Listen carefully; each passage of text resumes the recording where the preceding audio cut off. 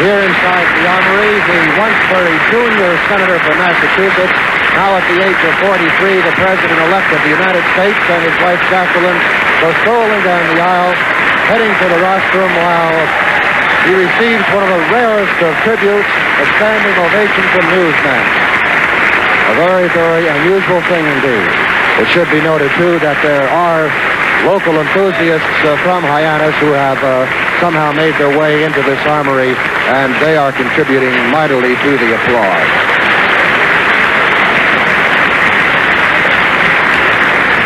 Kennedy, with his typical amazing physical ability to bounce back, looks rested. His eyes are a trifle bloodshot, but aside from that, you'd never guess that he's been through a grueling campaign and had been up most of the night following the election returns. We believe we're going to get a brief formal statement and then possibly answers to questions.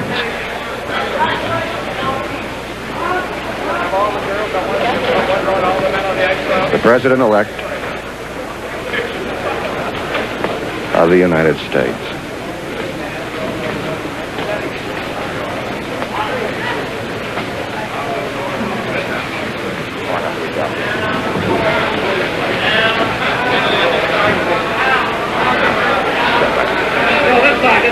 She's all right. She's all right, right here.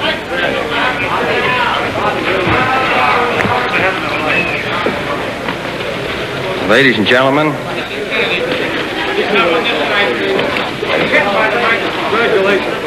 I will ask. Ladies and gentlemen, I've received the following wire from Vice President Nixon. In that wire he says, Senator John F. Kennedy, Hyannisport, Massachusetts, I want to repeat through this wire the congratulations and best wishes I extended to you on television last night. I know that you will have the united support of all Americans as you lead the nation in the cause of peace and freedom during the next 4 years. In reply to the Vice President, I sent him the following wire. Vice President Nixon, Los Angeles, California. Your sincere good wishes are gratefully accepted. You are to be congratulated on a fine race. I know that the nation can continue to count on your unswerving loyalty in whatever effort you undertake, and that you and I can maintain our long-standing cordial relations in the years ahead. Sincerely, John Kennedy. I received also a wire from President Eisenhower, which says, my congratulations to you for the victory you have just won at the polls. I will be sending you promptly a more comprehensive telegram suggesting certain measures that may commend themselves to you as you prepare to take over next January the responsibilities of the presidency, signed Dwight D. Eisenhower. And I have sent to President Eisenhower the following wire. I am grateful for your wire and good wishes. I look forward to working with you in the near future. The whole country is hopeful that your long experience in the service of your country can be drawn upon further in the years to come. With every good wish, signed, John Kennedy. Wait, Jackie, I guess we have one more statement.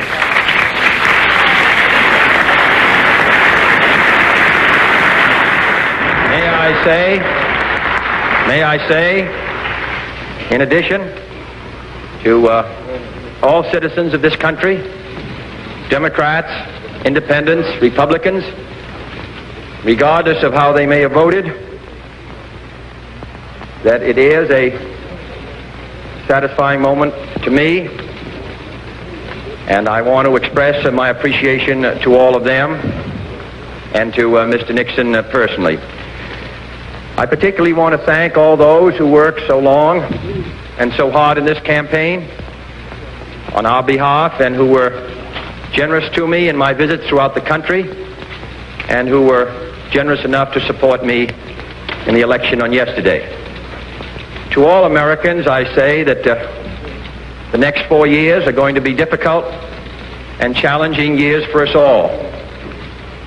The election may have been a close one, but I think that there is general agreement by all of our citizens that a supreme national effort will be needed in the years ahead to move this country safely through the 1960s. I ask your help in this effort, and I can assure you that every degree of mind and spirit that I possess will be devoted to the long-range interests of the United States and to the cause of freedom around the world.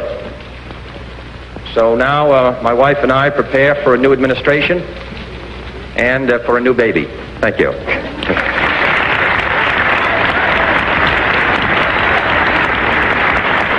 For the first time in this reporter's knowledge, in the months and months that I've covered him, I noticed for the first time some real emotion in the president-elect. A glint of tears in his eyes, and his voice cracked once or twice. The president-elect is surrounded by many members of his family. His sisters Eunice and Pat and Jean. His brother Robert Kennedy, who is also his campaign manager.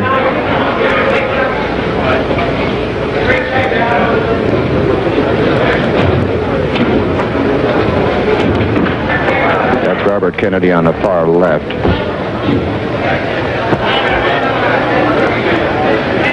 And, of course, Father Joseph Kennedy, the one-time ambassador to the court of St. James. Next to him was Teddy, the youngest of the Kennedy boys, right there in the center of your screen. He's 28 years old and was the senator's far western campaign manager. And after that is the mother, Rose Kennedy. And then the rest of the Kennedy girls, Pat Lawford, and Robert's wife, Ethel.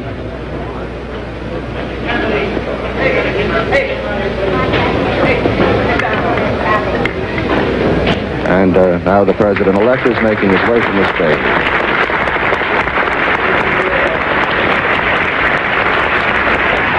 So for John Fitzgerald Kennedy, the long campaign comes to an end, and a successful one for him, despite the fact that the popular vote was a very, very narrow affair. Actually, Senator Kennedy decided to make the supreme bid for the nation's highest office for his party's nomination just a few weeks after he failed by a whisker to get his party's vice presidential nomination in 1956. What followed was almost 4 years of continuous campaigning, crisscrossing the nation, going from state to state, talking to delegates, going back time and again to make sure that these delegates stayed with him. The rest of the story, of course, is history. His first ballot nomination in Los Angeles in July. And then since then, the slam-bang campaign against Vice President Nixon, which ended about an hour ago when the Vice President publicly and formally conceded defeat.